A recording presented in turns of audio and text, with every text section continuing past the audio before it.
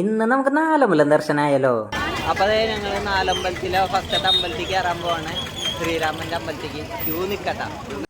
അങ്ങനെ ഞങ്ങൾ തൊഴുതിട്ട് കുറിയൊക്കെ തൊട്ട് നല്ല സുന്ദര കുട്ടപ്പനായിട്ട് അമ്പലത്തിന്റെ ഓപ്പോസിറ്റ് പോയിട്ടാ. അടിപൊളിയാട്ടാ. ബോട്ടിങ് കാര്യങ്ങളൊക്കെ ഉണ്ടട്ട് ഇവിടെ. അപ്പൊ നമ്മളത് തൃപ്രായർ അമ്പലത്തിന് നേരെ നമ്മുടെ രണ്ടാമത്തെ അമ്പലത്തിൽ വന്നിട്ട് കൂടൽ മണിക്കും. ഇവിടെ എനിക്ക് നോക്കിയാൽ ഗംഭീര തിരക്കട്ടാ. അങ്ങനെ ഞങ്ങൾ തൊഴുതിട്ട് നേരെ അന്നദാനത്തിന്റെ അവിടെ പോയി. നമ്പണെങ്കിൽ നോക്കിയാൽ പൂച്ച മീൻ നോക്കിക്കണ പോലെ നിക്കണ്.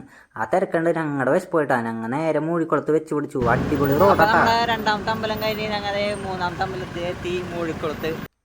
ഇവിടെ പോയപ്പോൾ നട അടച്ചിട്ടാക്കണ്. അങ്ങനെ ഒരാൾ പറഞ്ഞു ഇവിടെ അന്നദാനം ഉണ്ടെന്ന്. മനസ്സിലട് പൊട്ടിട്ടാവാ. ഇവിടെ എനിക്ക് ഒരു തിരക്കില്ല. അടിപൊളിയായിട്ട് ഞങ്ങൾ ഫുഡ് അടിച്ചു. അടിപൊളിയായിരുന്നു കേട്ടാ. അങ്ങനെ ഞങ്ങൾ നേരെ തൊഴുതിട്ട് കുറച്ച് നേരം ഇവിടെ സ്പെൻഡ് ചെയ്തു കേട്ടാ. നല്ല രസാട്ടാ. ആ പച്ചപ്പും ഇതൊക്കെ കാണാൻ, അമ്പലം കാണാൻ. ഞങ്ങള് ലക്ഷ്മണന്റെ അടുത്തുനിന്ന് പോയി ശത്രുഘ്നന്റെ അടുത്തുനിന്ന്. അപ്പൊ നമ്മുടെ നാലമ്പലം ഇത് പായമ്മല് ശത്രുഘ്നന്റെ അമ്പലം. ഇതിന് പ്രത്യേകത ഉണ്ട്. ഞങ്ങളെ ഏറ്റവും അടുത്തുള്ള അമ്പലം. അതെ, ഞങ്ങളുടെ വീട് ഇവിടെ നിന്ന് അടുത്താണ്. ഒരു 3 കിലോമീറ്റർ ഉണ്ടാവും. അപ്പൊ ഞങ്ങൾക്ക് ഇവിടെ നിന്ന് പെട്ടെന്ന് സുഖമായിട്ട് എളുപ്പമായിട്ട് പോവാം. അതാണ് ഇവിടുത്തെ പ്രത്യേകത ഞങ്ങൾക്ക്. അപ്പം നമ്മൾ ഇവിടെ തൊഴുതിന് ശേഷം വീണ്ടും തൃപ്രയർ പോകണമെന്നാണ് ഐഡിയ പറയണത്. എന്നാലാണ് നാലമ്പലം പൂർണ്ണമാവുള്ള ദർശനം എന്ന് പറയണ കേട്ടാ. അപ്പം നമ്മുടെ അടുത്ത വീഡിയോയിൽ കാണുന്നവർ ഓക്കെ ബൈ ഫ്രണ്ട്സ്.